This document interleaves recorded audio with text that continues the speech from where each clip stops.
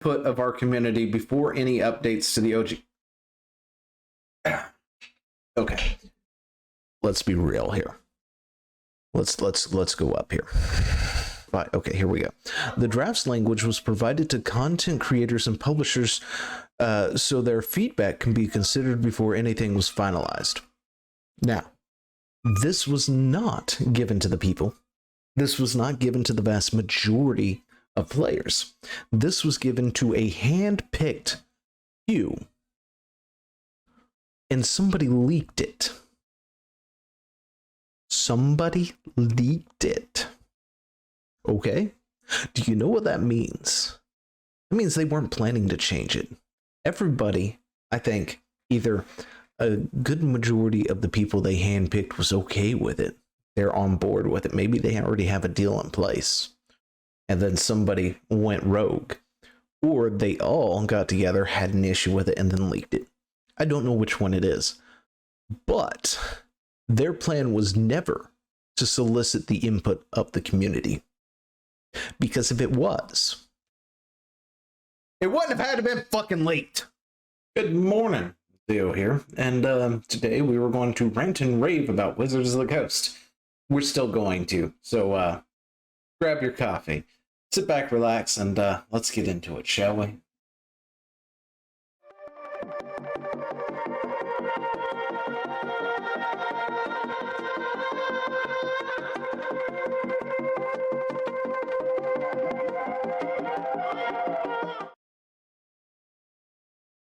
But yeah, so Wizards of the Coast, apparently it was a leaked version of their open game license and stuff like that. Anyway, so this thing leaked. It caused an uproar. I recently found more about it this weekend and stuff. So I wanted to touch on it first thing of the week. I was going to rant and rave about it and tell you what you could do as a creator to protect yourself from Wizards of the Coast stealing your stuff. Because quite frankly, that's exactly what it felt like they were going to. So essentially, TLDR of this very long thing, what went from a very, small OGL turned into like pages long, right? And there was talk about royalties and other things, and anything that you've created so far, they can essentially use as their own. They can use it in their material. They can do whatever it is that they want to if you've created it for, say, Dungeons and Dragons and all that good stuff, as well as if you made so much of it, they wanted a cut of the revenue. Let's see, what else was there? They could take your stuff, they could get a cut of your revenue, royalties, there we go, that's the word they used in there, which for the most part won't affect any small creators, any small dungeon masters, or anything else like that, but anyone with a large enough following, that will absolutely, come after them. So anything, definitely something as big as, say, Critical Role, which is something I've still never seen. But, I can credit that, as well as, I guess, apparently Stranger Things, which I've also never seen, for making D&D as big as it is as of current day and such. But, anyway, point is, if I was to take a gander, and I occasionally roll a 20 on these sort of things, they may have quite possibly saw something that, like, those leaked Twitch?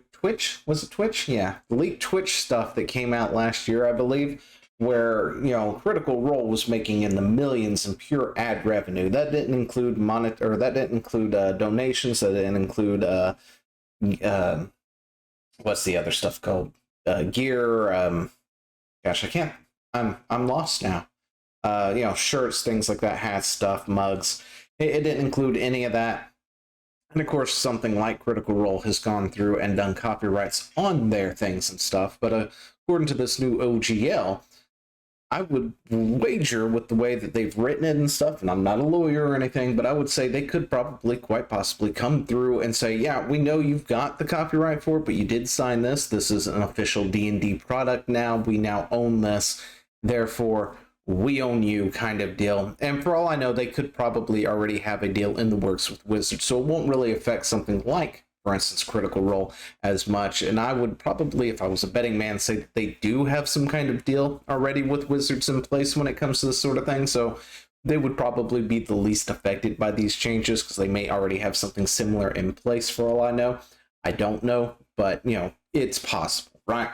Now, anyone who isn't Critical Role, of course, who falls under the much smaller side, if you did grow to a certain size, was taking in so much money monetarily and stuff like that, it would have definitely affected you, and the backlash was swift.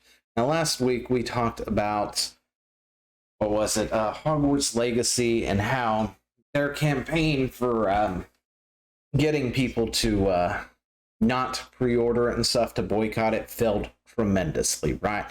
It came out, pre-orders for the collector's edition sold out immediately within minutes and stuff, and their whole thing didn't work. And we talked about why, because NPCs who do those sort of campaigns for the things that they were campaigning for, those aren't the real fans. However, in the D&D space, they absolutely triggered, and I use that word, but in all seriousness, their entire fan base practically.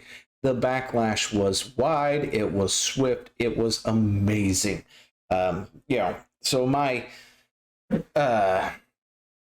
advice to anyone at the time, because I did tweet about it when I finally realized what was going on, was drop D&D from everything you do. It is no longer D&D. It is no longer, say you've got your own monsters or whatnot, because I know as DMs we have a plethora of homebrewed things, and there's plenty of stuff on the internet right now that we can look up to get stuff. I've got my own fairy race that I've created and various other monsters and stuff that aren't exactly out there for the public eye.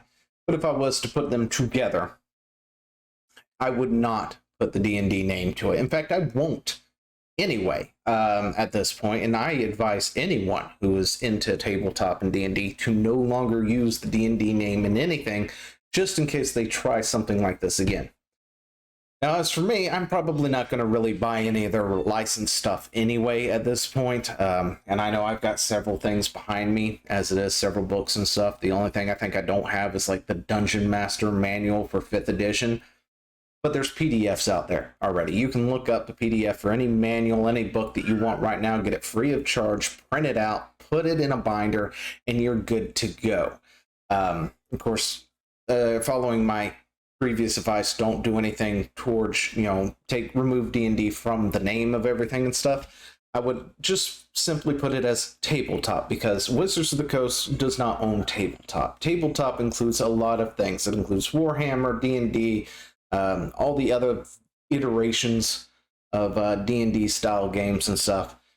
And there's other games, of course, to play as well. If you don't want to just run the D&D brand, I would just simply stick with tabletop. If that, just for me anyway, that's what I would do. I advise anyone else to do, and I wouldn't sign anything new the Wizard puts in front of you as a, hey, you need to sign this before you can do whatever and stuff. I would read it thoroughly beforehand.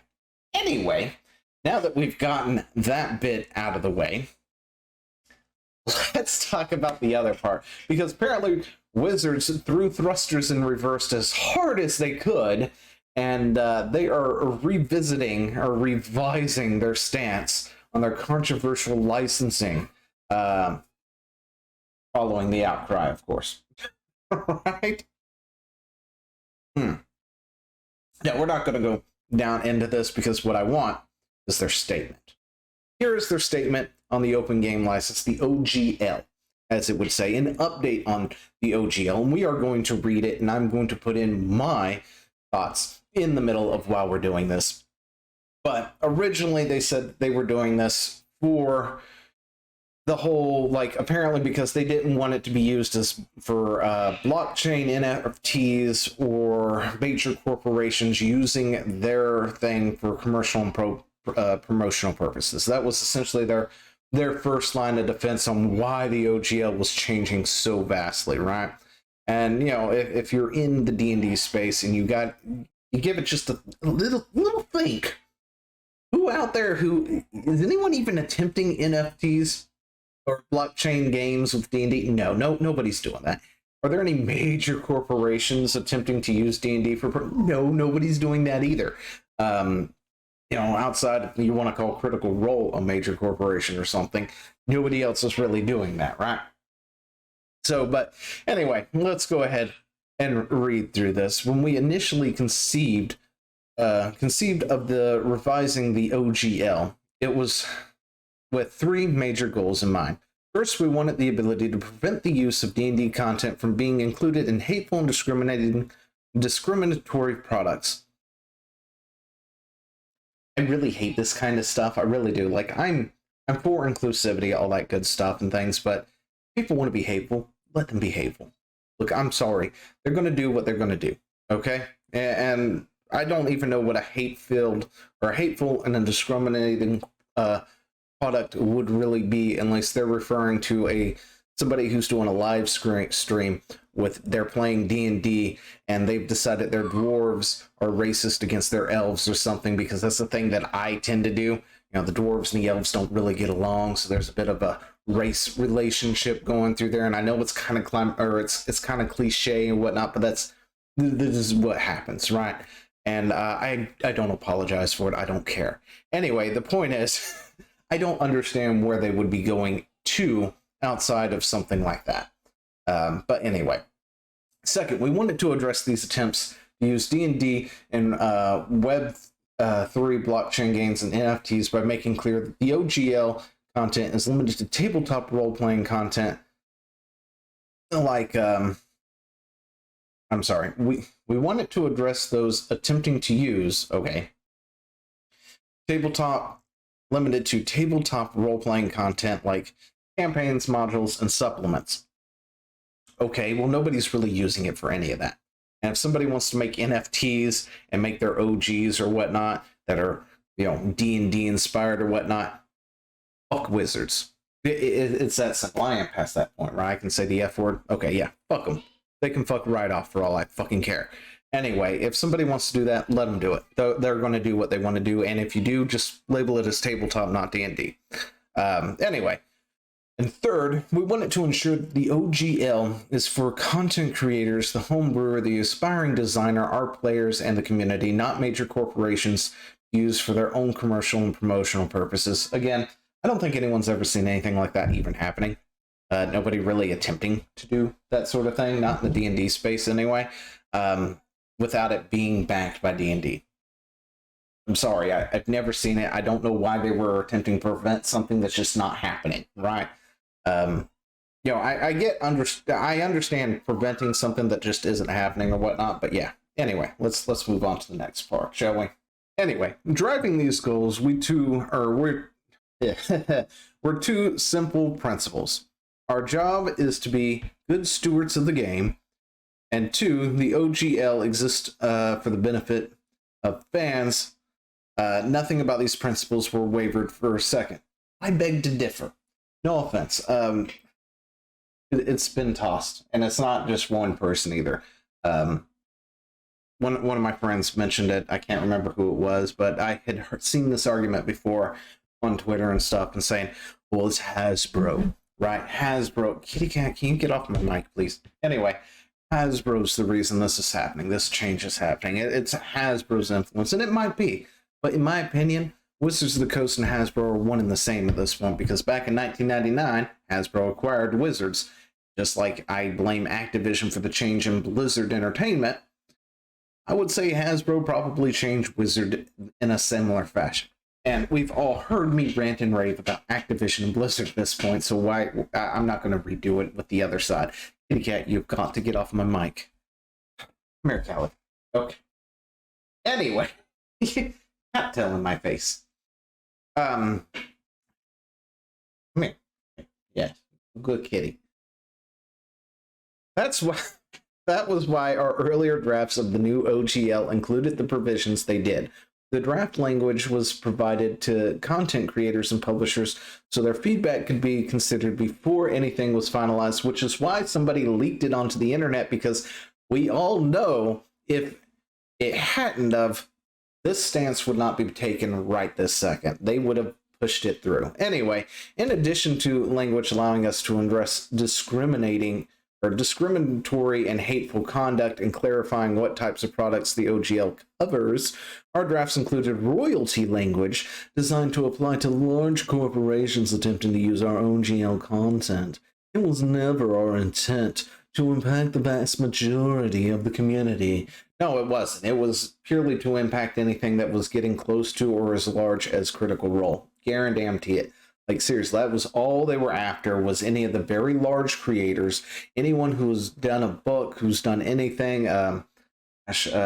One person I know through TikTok who recently released a monster manual, because he does these things where he turns different creators into monsters and stuff, and he's sort of created his own monster manual now to go with it, which is pretty awesome, by the way. I'll have to find it and give a link to it or something.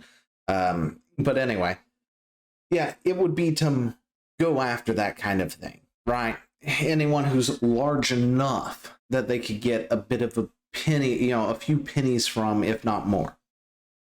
Anyway, which isn't the vast majority of the community, but it's big enough.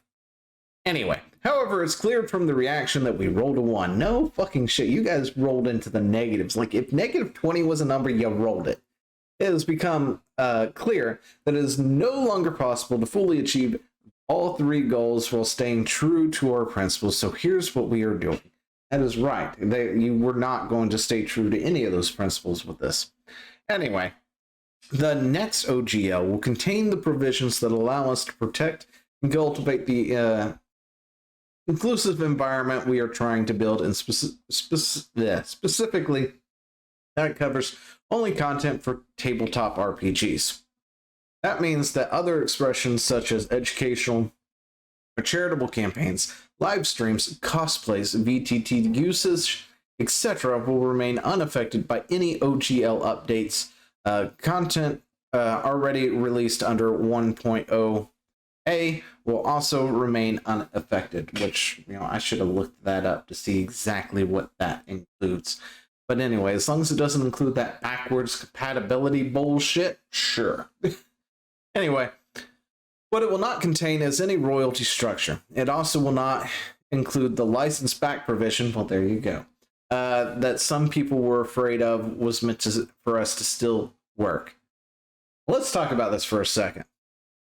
That is exactly what it was meant for. It was specifically meant for, because they don't want to be bothered to think of their own shit anymore, that they need to do something else. Why? Because they cannot surpass the community. I'm sorry, the community churns out more quality content than Wizards and Hasbro does. And that's just true. The only thing I think at this point that anyone uses D&D for, the official D&D stuff, is for the rules, and that's it. And even then, a lot of us break them anyway because we have our own homebrew sets that we tend to use anyway, except for maybe people who are brand new getting into it. And 5e has been instrumental in getting more and more people into it because of how easy it is to grasp. But aside from that, I think that's exactly what the problem was, is they want to take other people's work and use it as theirs. Otherwise, they wouldn't have included things like that, saying that they could use your stuff in their own promotional stuff or in their own works or anything else like that, which is a provision they did put in there.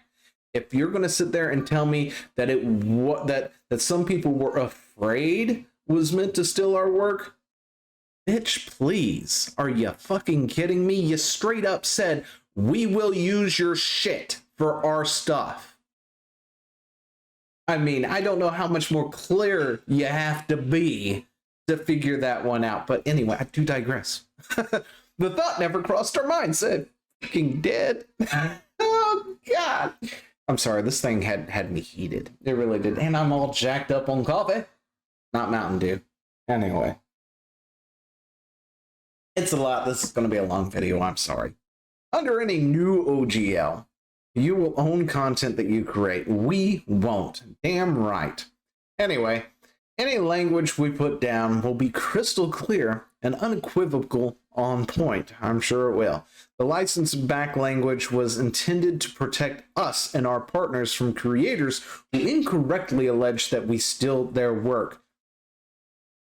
You know, if I was to start doing a deep dive, how many of y'all want to bet that Wizard actually does steal somebody's work at some point in time?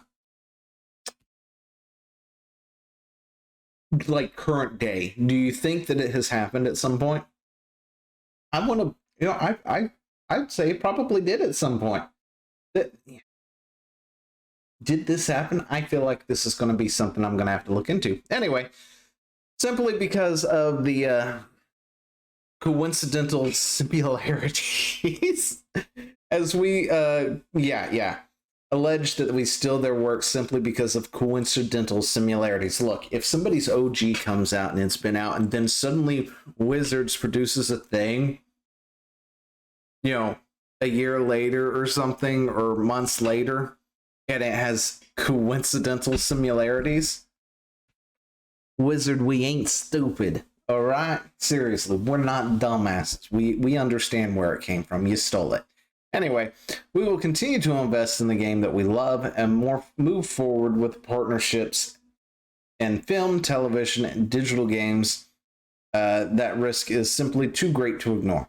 The new OGL will contain provisions to address that risk, but we will do it without a license back and without suggestions. We have the rights to content you create.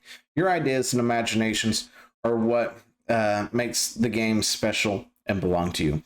A couple of last thoughts. First, we won't be able to release the new OGL today because we need to make sure we get it right.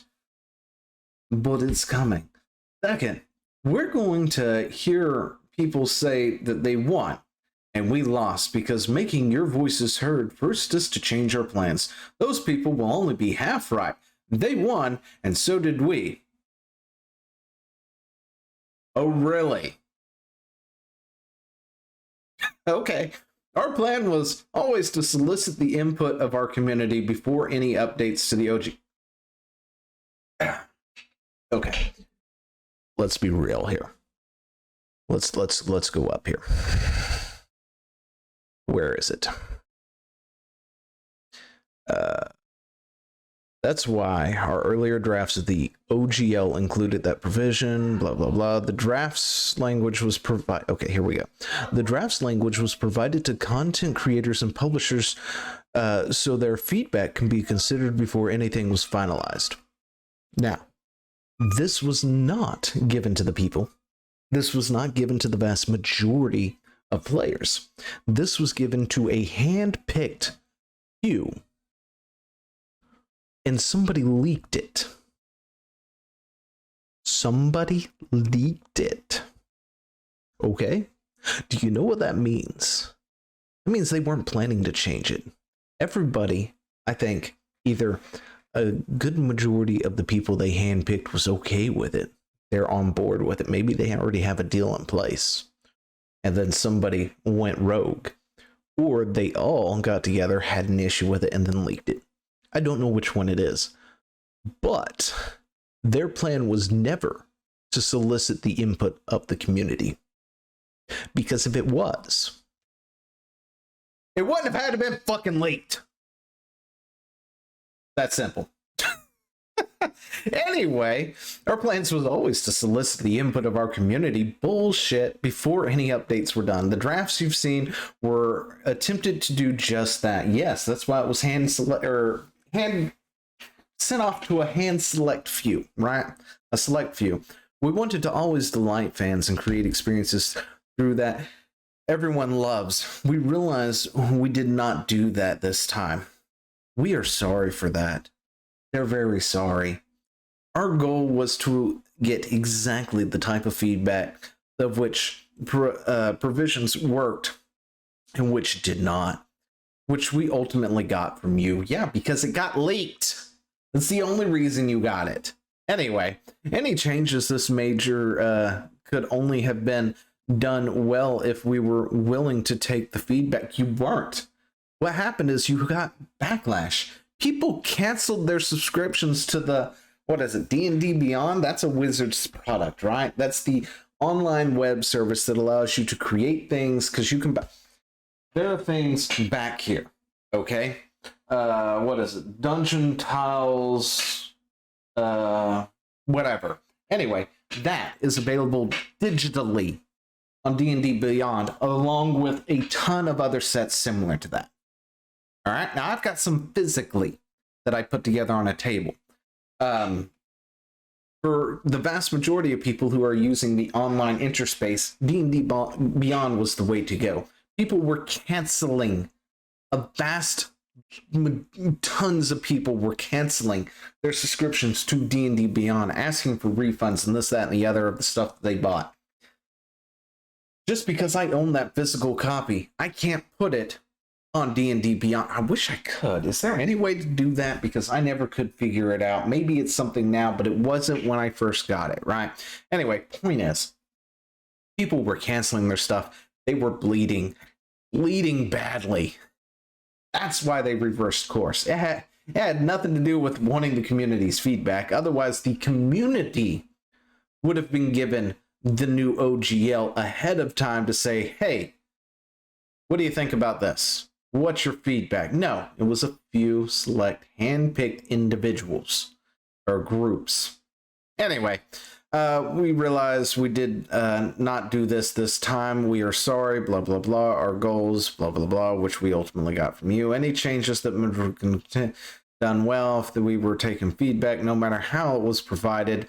So we are, no matter how it was provided. Anyway, thank you for caring enough to let us know what works and what doesn't, what you need and what scares you. Without knowing that, we can't do our parts to make the new OGL match our principles. Finally, we appreciate the chance to make this right.